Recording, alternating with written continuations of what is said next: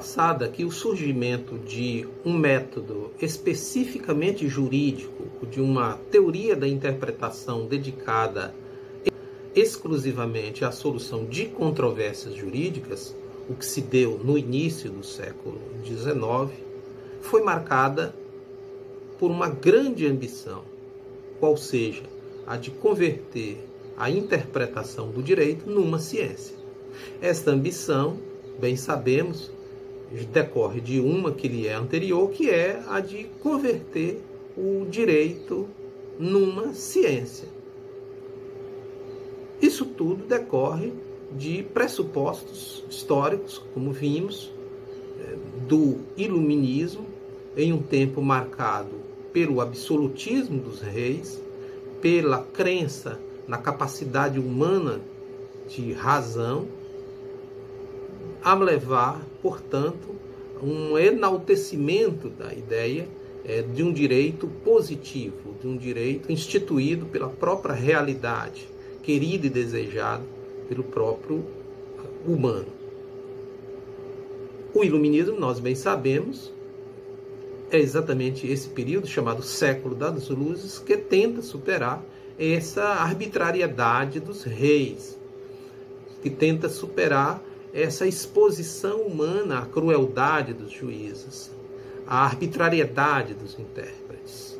De sorte que, como nós vimos, no caso da escola da exegese e da jurisprudência dos conceitos, converter o direito e a interpretação jurídica numa ciência poderia ser para nós promissor na medida que nos orientaria na direção de uma interpretação pública, ou seja, controlada pelos diferentes cultores do direito. O que se dá no contexto da escola histórica é um tanto quanto distinto no que diz respeito ao método, mas não no que diz respeito à ambição de ciência.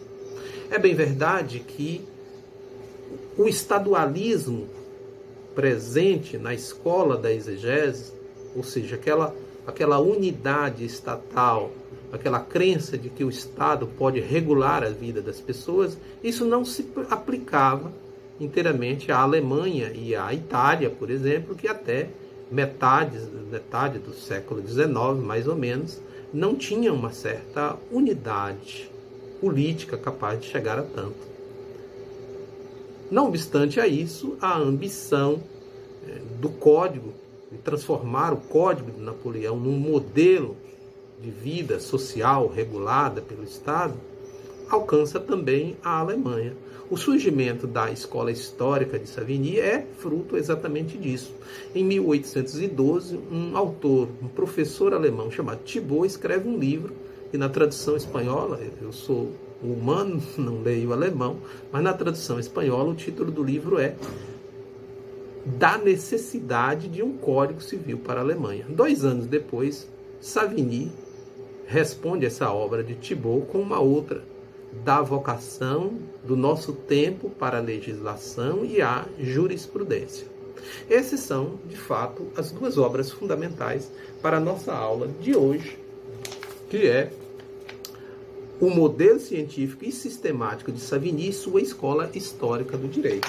Como texto de apoio, continua valendo a metodologia jurídica de Karl Arens e a história do direito privado moderno de Franz Fiaca, e um texto do Castanheira Neves, que está no 2º volume da sua coleção Digesta, também com esse nome, a Escola Histórica do Direito.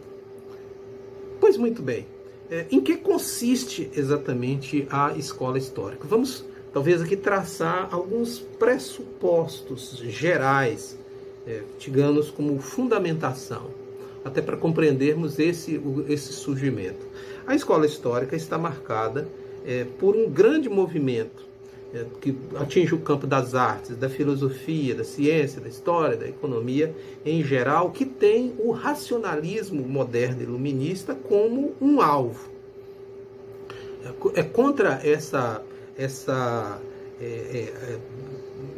racionalidade abstrata, essa autonomia do pensamento, essa constitutividade reflexiva que se imaginou é possível pelos autores iluministas, que entra aqui em rota de colisão com um conjunto de pensadores que não estão plenamente de acordo que seja possível ter acesso aos princípios criadores e ordenadores de todas as coisas, que passava pela imaginação intelectual dos autores iluministas. Diferentemente disso, esse conjunto de autores, que tem Vico, Savigny é apenas um deles, mas é um conjunto de autores como Vico, por exemplo, que vai afirmar essa natureza histórica de toda a realidade humana. Daí que o direito, para esses autores, no campo do direito, não é mais essa normatividade que nós poderíamos dizer de uma normatividade axiomática, dedutiva, como autores como Beccaria e Montesquieu imaginavam, os cultores da escola da exegese como um todo imaginavam. O direito passa a ser uma realidade histórico-cultural de um determinado povo, de sorte que as formas de conduta humana são moldadas não exatamente por um legislador, tido como um legislador, um soberano racional, mas essas condutas humanas seriam, de acordo com esses autores, moldadas pelas necessidades vitais das pessoas que vão sendo assimiladas pelo conjunto dos cidadãos. Daí a importância que se afirme, a importância dos institutos jurídicos e não propriamente o texto legal. Há aqui um certo organicismo, um certo biologismo e um esforço de constituição do mapa genético dos costumes jurídicos de um determinado povo. Daí então essa hostilidade que é comum nos autores, e a gente vê isso em Savigny, de denunciar essa arbitrária prescrição legislativa, de afirmar a explicitante elaboração científica do direito e sistematizante do direito.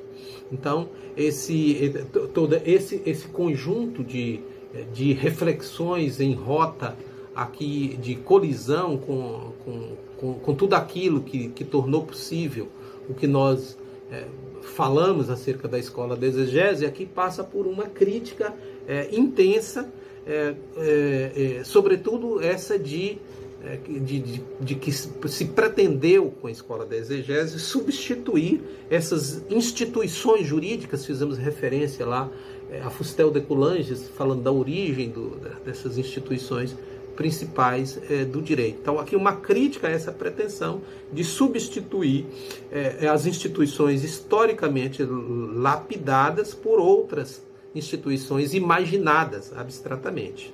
Então aqui há uma constante apologia ao espírito imanente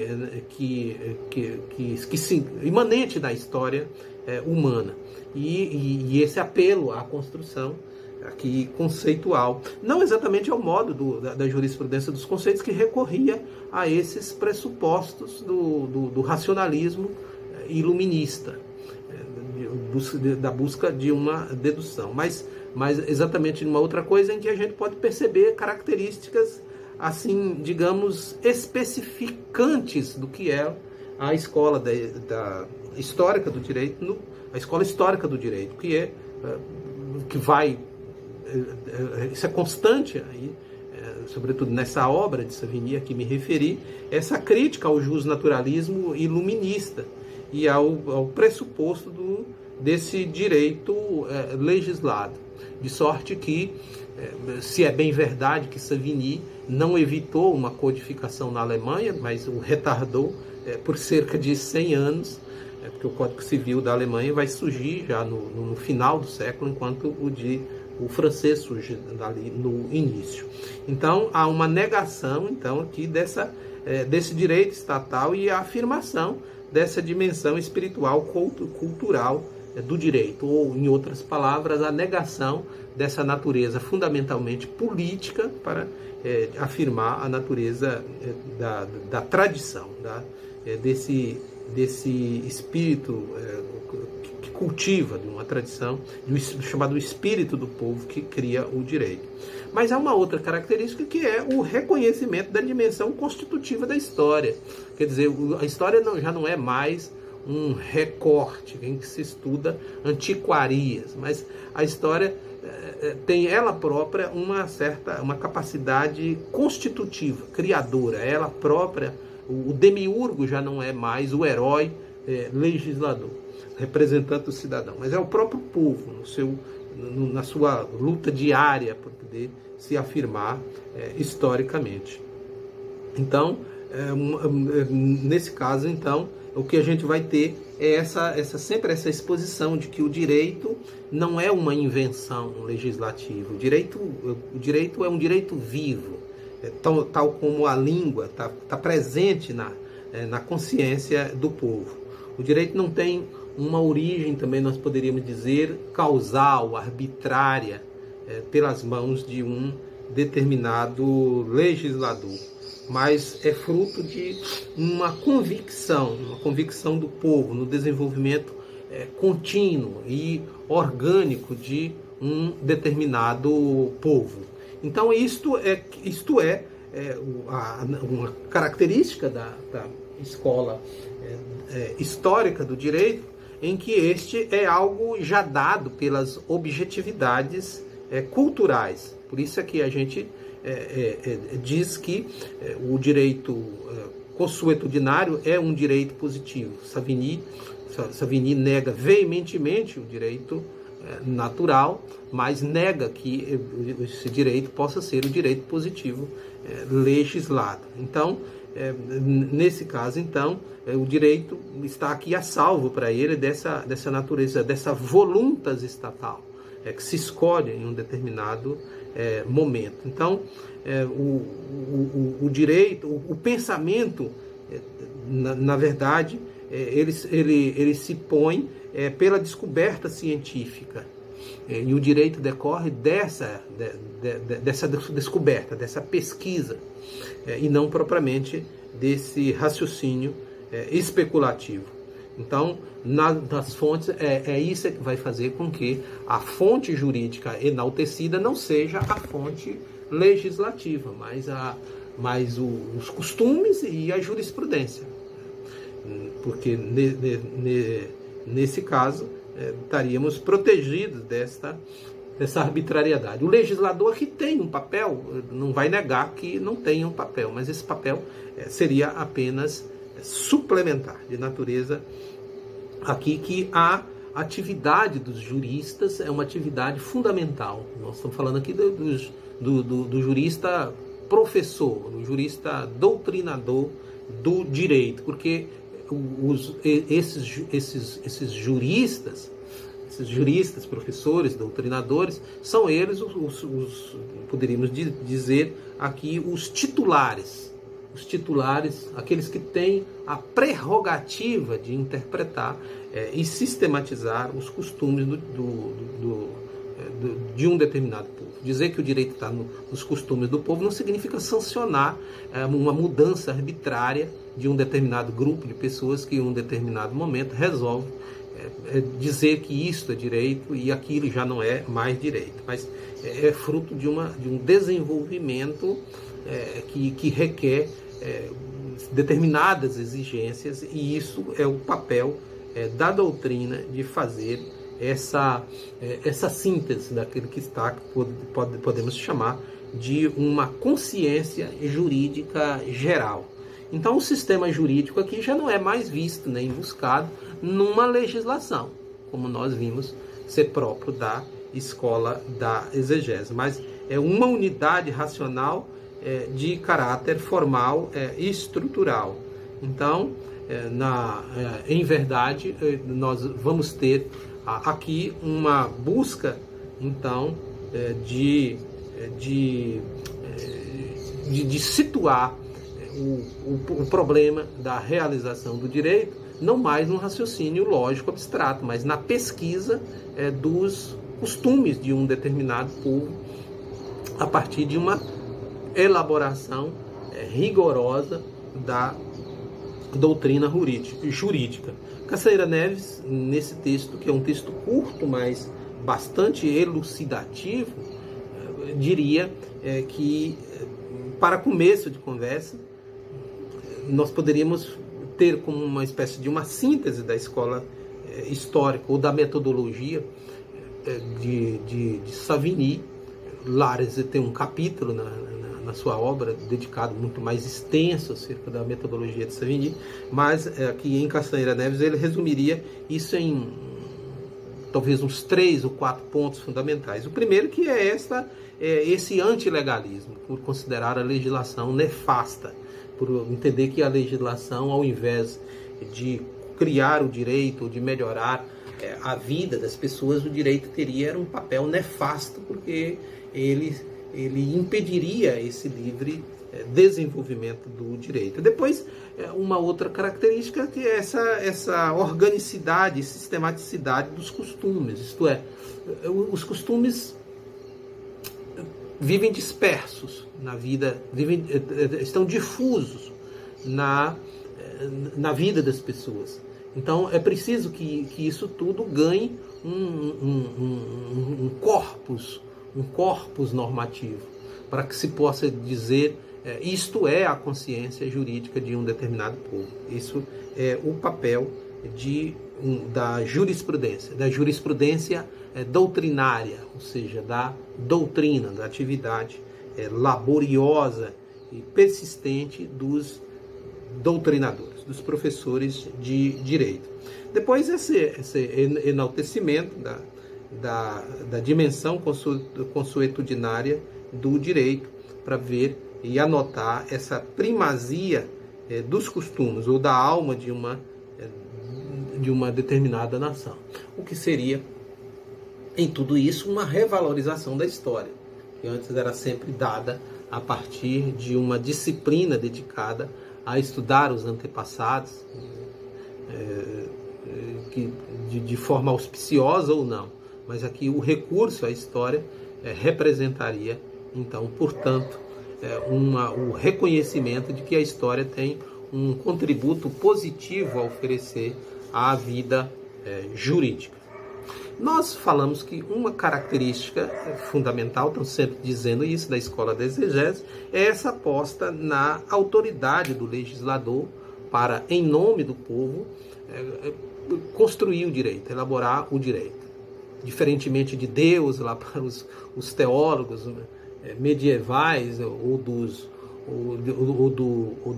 cosmos, que eram os verdadeiros demiurgos, na modernidade, como vimos, o grande herói legislador, o grande criador do direito é o soberano, que é aquele que é o soberano, que é, na verdade, o titular daquilo que Rousseau chamou a volonté générale.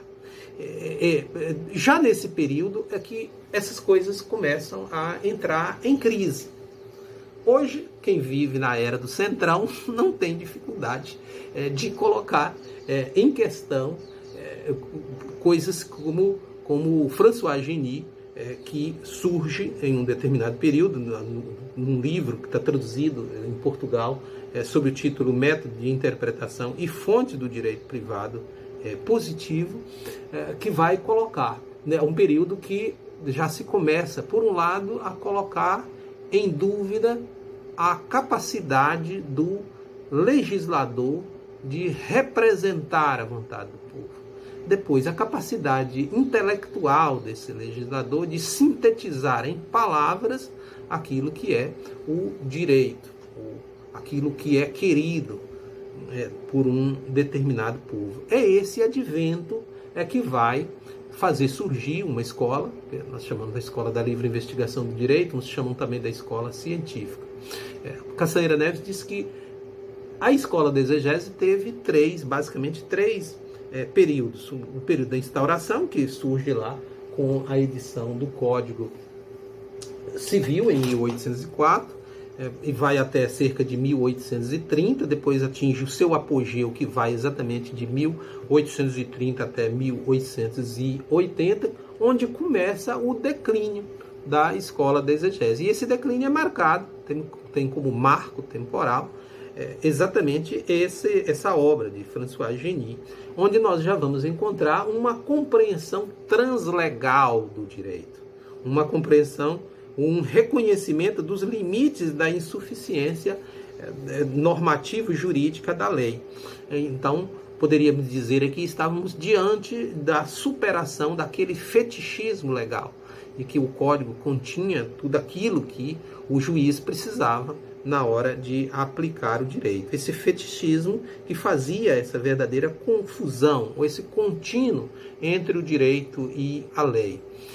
Então, começaria-se aqui, então, a fazer aquele retorno, aquilo que, para Santo Tomás, seria um erro terrível do intérprete e do juiz, confundir o direito com a lei.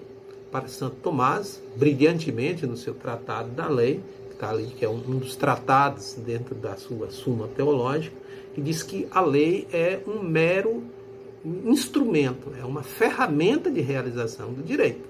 Daí então que o direito não tem a lei não tem um fim em si mesmo. Não seria aquilo que a modernidade iluminista, legalista, imaginou da lei como sendo uma verdadeira entidade. Todo esse embate que travou no início do século XIX, que até hoje persiste, como já fiz referência algumas vezes sobre a disputa entre a primeira e a segunda Câmara Criminal no STF, entre os legalistas e os ativistas, essa ideia de que parece que a lei tem uma verdadeira entidade autossubsistente. Então, isso começa a ser, então, colocado aqui em causa ao reconhecer uma certa lacunosidade do Código. A jurisprudência deixa de ser a atividade dos tribunais, dos intérpretes do direito, deixa de ser apenas esse exercício de lógica formal, de uma leitura e de uma interpretação gramatical. Na verdade, o juiz é muito mais do que a boca da lei e o intérprete é muito mais do que o sancionador de uma certa vontade do legislador. Mas a jurisprudência é uma verdadeira protagonista nessa constitutividade jurídica. Daí então que essa separação que ocorreu durante a escola da exegese entre a atividade de criar, interpretar e aplicar o direito começa a deixar de ter de ter toda a importância que teve. Então, a própria ideia do método jurídico que deixa de ser esse método interpretativo para ser, na verdade, um método problemático, teleologicamente material, diria Castanheira Neves, porque esse método está voltado para a descoberta de uma intencionalidade do direito, da lei, e não propriamente para o sentido legal e formal desse texto. Então, o direito já não é mais um estatuto dogmático, nós poderíamos dizer dogmático formal. O direito e, consequentemente, o exercício da interpretação, a pesquisa pela solução de um determinado caso recorrendo à lei, assim mesmo, o método não é mais axiomático, mas é um método problemático, de uma intencionalidade prática. A racionalidade que passa a ser prática porque reconhece outras coordenadas para além dessa coordenada legal, do exercício da leitura da lei, mas começa a reconhecer a existência de outros fatores esses axiológicos, ideológicos, políticos, sociológicos, etc. De forma que está aqui presente não apenas uma concepção nova do direito, mas da própria interpretação. Ou seja, o direito não está aí disponível à apreensão intelectual do intérprete juiz. Não se pode, o direito já não se pode mais comprar nos vademecums da vida, mas o direito tem que ser encontrado, tem que ser buscado, tem que ser pesquisado. Se põe diante, e os intérpretes, os juristas se põem diante dessa necessidade de investigar o direito. Mas não é somente isso. Ainda há mais aqui a se pensar e de reconhecer para além dessa atividade que está aqui então colocada por nós como a representar já um início de um certo declínio dessa ambição científica. Mas vamos continuar tratando disso no próximo encontro.